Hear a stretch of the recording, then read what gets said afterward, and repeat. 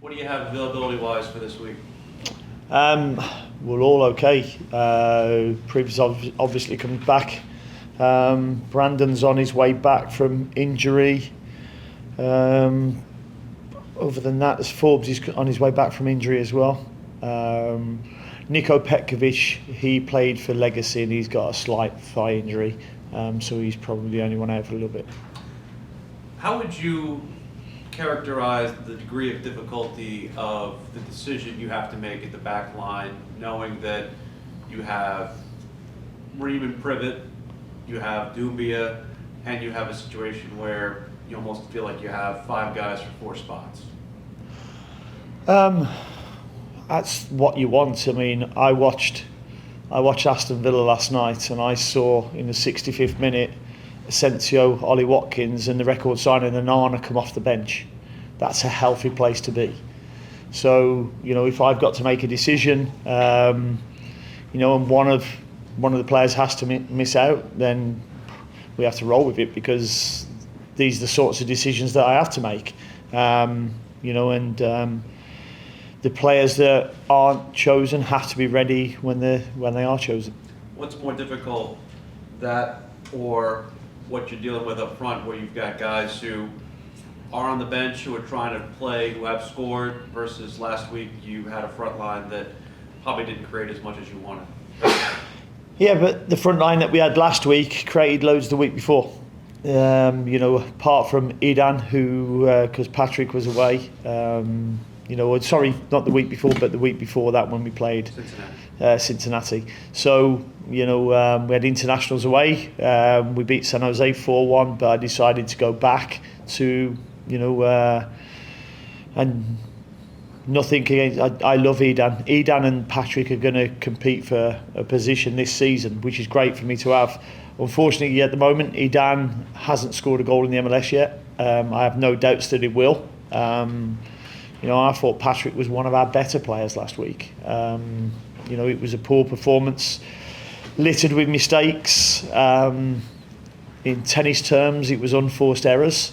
But we watched the game back and we still could have won the game despite the litany of unforced errors. I'm going to ask this carefully. How would you characterize your discussions with the way that Patrick is officiated to officials in this league?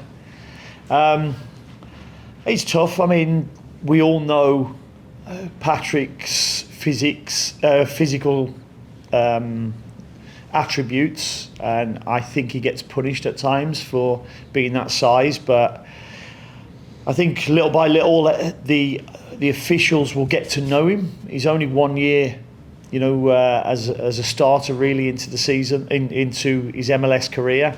I think they'll get to know him. There was some decisions that went against him last week that shouldn't have. There was one in the first half where I could only describe it as a rugby tackle from behind that went unpunished, and there was plenty of others where they're just trying to stop Patrick getting to the ball. So, as I say, I think he's been very, very unfortunate with the way he's been managed so far in officiating sense. How is Nashville a different team under their new coach than the team you saw twice last year? Interestingly, they play very similar from the games that I've seen. Very much 4-2-4. You get crosses into the box. And when you've got a player like Surridge, you're going to get the ball up to him quickly. He's very good at linking things up. Mukhtar's, a very highly skilled 10 who can create, who can score. So they get the ball in around them quickly, and they get balls into the penalty box. So we conceded two crosses against them at their place last year. So it's something that we've been working on this year. I think after the Atlanta game, after Zaha scored a goal, you kind of seemed like you pumped the brakes a little bit on him, like let's not get too ahead of ourselves. I mean, it's like you knew he was going to need some time. I think players like him, they have definitely. We all know the quality that he has, but they also have to get into a rhythm as well.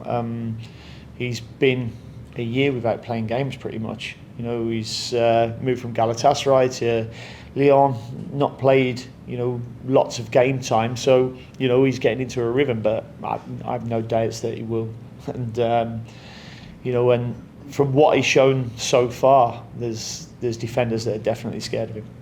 Is his frustration level a concern for you at all, or something you'd like to see him use or address? Or No, listen, if you've watched him for the last 15 years he's been playing in the Premier League, you'll see them frustration levels, even when he's playing for Crystal Palace, Manchester United, back to Crystal Palace, because he knows what his standards are and he expects the best from himself, you know, and his teammates. So, you know, he's a nice guy off the pitch you could meet, and the players will all speak very highly of him. So we understand that he wants to get to speed as quick as possible. Do you have a thumb injury still on the way? He does, yeah. I think he's got a splint on it, similar to what Gibril had last year. I think when the lad blocked him and he fell on the floor on his thumb, yeah, I think he's had some ligament damage. Okay. I guess I asked Reem what he thought of Doumbia at left back, and he's like, well, he's an actual left back. So, He didn't describe himself as a left back, no. He didn't. No, okay. Yeah. Is that something you think that having the guys in natural positions will be kind of, you know, what you look to use? Sometimes it will be. Other times it's worked really well. You know, using Tim there and work and building with a three at the back and allowing Nathan to get higher on the opposite side. So I think we're going to have many strings to our bow this year, that's for sure. And that's what we need to have. We need to have different ways we can, you know, play against opposition at times. Did Chris Armas invite you to a post-game drink in Colorado, or did that get skipped? I don't look back in anger. I look at myself first and see if I could have done anything better. And, you know, listen, we both got yellow cards. I asked the question why I did, because I felt I was just doing what the fourth official should do and get him back in his technical area. But it is what it is. All right, Jorge. At home, you know, 3 wins. The only goal that's been scored has been from a penalty. You know, just how important is it to keep that, you know, home form continuing? Yeah, you know, it's really important that we keep the momentum. You know, there's a bond, and we know that with us and the supporters at home, and we have to make sure that we continue that by putting in performances and making sure, you know, they're seeing what they want to see. And, you know, I don't doubt the players at all when they're playing at home, and you know, it's going to be a tough place for anybody to come, but we also are very respectful of the opposition and know that we've got to be at it to go and win football games. And you know, this season, certainly at the Bank, it's been really good, and we need to continue that. Docomonte has a lot of attributes. Where do you like him best on the pitch? Do you like him as a striker? Do you like him more? No, Tokomarty's a striker for me. He's got all the attributes where, you know, I always look at things that you wouldn't like to play against, and he's got a really good spring, he's good in the air, he runs in behind, his link-up play's decent, so he's got all the attributes that can play down the middle. And, you know, we haven't got too many centre forwards at the club. It's him and Pat who are vying for positions, and, you know, I like the fact that they're vying. Cheers. We'll go Steve and then Nina. Just going back to Pat for a second, are y'all coaching him in how to deal with the abuse and just maintain patience and stuff? Because like Karol Swiderski dealt with a lot of that too, where people were taking him out, but he's much different frame than Patrick had to fight against that. But Karol early on would show his frustration, and, you know, it said he wouldn't get back into play. Pat shows it, but he's back into play a lot quicker. Yeah, I know. Patrick obviously will need a lot more coaching, and we're working with him. What you've got to remember, when Karol came here, he's probably already played 150, 200 games in his career. You know, Patrick comes straight from college. So we're still coaching Patrick, and he's very coachable, wants to learn, wants to get better.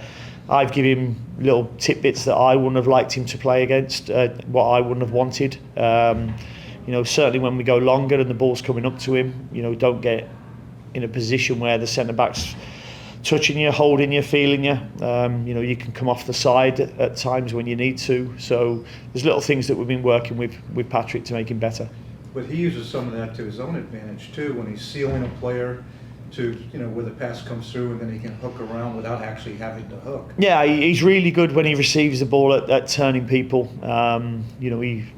He favours his left because he's a really good finisher on his left-hand side, and he was unlucky. I think it led to their first goal where he slipped in the box. He's rolled the player and he's just slipped at the wrong time. But I have no doubts of Patrick's ability. And as I say, he scored again for the US team, and he will score a lot more for us.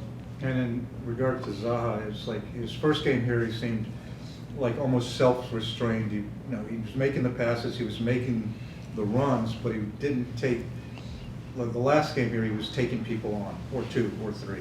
Yeah, I mean, you look at the first game, he was playing on fumes. He'd not trained many days at all. Do you think it was more that, or just feeling it out? No, I think you've got to get into rhythm, but he was playing on fumes as well. I mean, we didn't expect him to last the full 90 minutes in that first game, but he did. And he's getting into the rhythm. He's trained really well this week along with the rest of the players, so I've no doubts about his fitness. He's just finding that rhythm in the game now.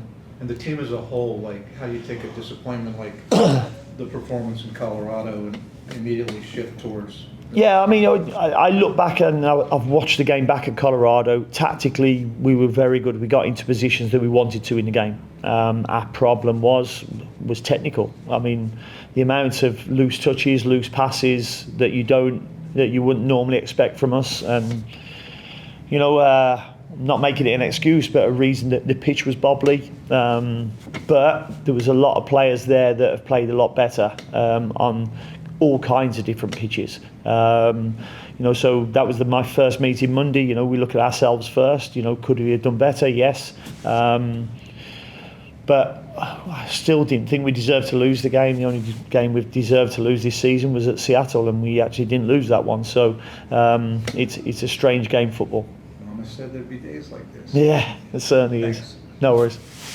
Wanted to just continue with Zaha, because I know he's got a lot going off the field, right? His wife had a baby very recently, and I know he's traveled back and forth. Just like, how's he doing off the field right now? He's really good off the field. Okay. Yeah, he's. I think he's moving into a house next week. I think the family are over in a few weeks as well. So, that'll see him a lot more settled as well. Yeah. Although with a young baby, with my experience, he's probably having the best sleep now that he's going to get. So, but no, he's looking forward to it, and he's all in. That's the good thing about it. He's coming. He's all in with Charlotte FC, which is great to see. Yeah, and then you'd mentioned the Colorado game, like maybe the technical side wasn't there. I'm just curious, like, how did you evaluate your team's, the attackers, their off-ball movement in that match? I thought the movements were really good at times. The pass through, or the last pass, wasn't quite good.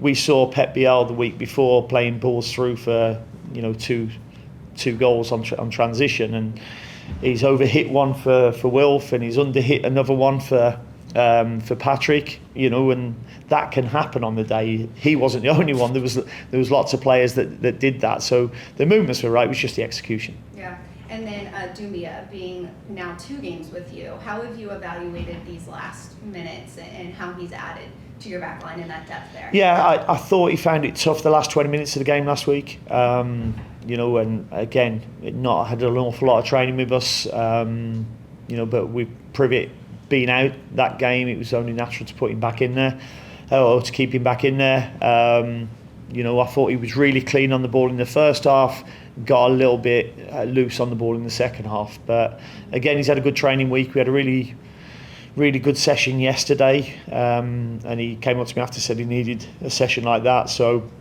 he's getting an idea of how I want to defend and how I want to play with the ball as well. And then you had mentioned in your post-game press conference, you felt like, I think you said 15 or the last 20 minutes or so, your back line was maybe just a little too back. Mm-hmm. What happened there? Were they seeing something from Colorado's attack that they were struggling with, or was more like on them? Yeah, I mean, and I keep talking to the players that we can give them information on what the opposition are going to do.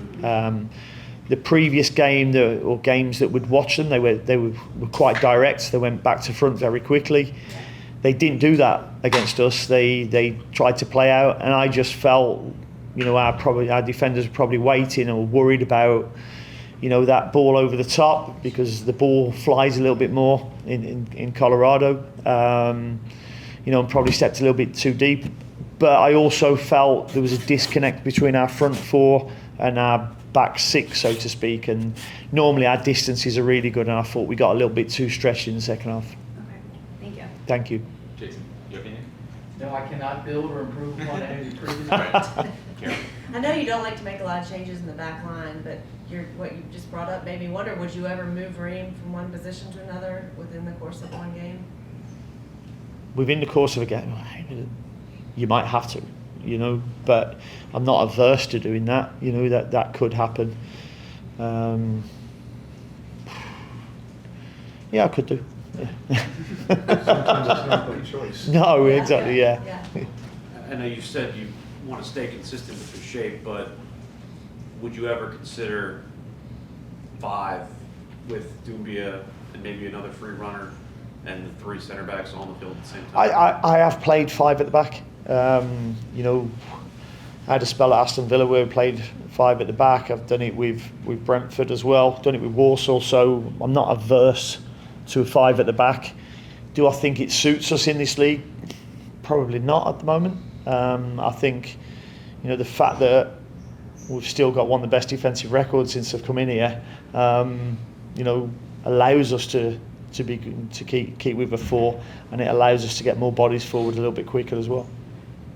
I saw that Villa's having a big match-watching party here in Charlotte with people coming from all over the country. The fan base, have they reached out to you? They have, yeah. I'm going to go and visit them tomorrow and say hello, yeah. So that'll be nice. I actually met the Seattle group as well. So there's a group in Seattle. I think there's a group in Colorado as well, but I missed out on meeting them. So there's a load coming down to, I think they're in Pineville tomorrow. So Alan McInally, one of the former players, reached out to me. I think he's flying over this afternoon. So they'll have some old players here who I know, who I can go and catch up with. While you're here. While I'm here, yeah. But unfortunately for them, I think the Villa game against Forest kicks off at 12:30 here, and with our game being 2:30, they're going to have a watch party for Villa, so it's going to be very difficult to get to this game, I think, from Pineville. What is it, 20 minutes away? Yeah, I think it was. I think they changed that game as well, so I think they moved the time. I think it moved later. In the day. What game? So it moved to 12:30. No, they moved the Villa game. Yeah, they moved the Villa game. Yeah. So. But it's just another aspect of Charlotte as a soccer city, to where it's now a center for a match being played on the other side of the ocean. Yeah, it is. There'll be plenty of fans over there. I think there's 250, 300 meeting up, I think. So. They were talking about it on Sirius this morning, on this show about the Villa fans, all meeting here in Charlotte. Yeah, no, it'd be great, and from all the message I've had from Aston Villa fans, they're all very supportive of Charlotte FC now, which is great. Any discussions on getting them to come over for a pre-season match? No. I mean, listen, with Premier League clubs now, they're invited to go all over the world for big pots of money. So all over the world doesn't have you. No, you're right. How much have you tried to leverage the Aston Villa connection to try and grow more Charlotte fans from that? I think it naturally has. I think there's a lot of people who reach out who and Charlotte are their American team now. So it's really good to see and hear. Did you ever meet Tom Hanks? Sorry? Did you ever meet Tom Hanks? I didn't. I met Prince William a few times. Yeah, he used to come in the training ground regular to watch us train. So met him a few times, but no, not Tom. Okay.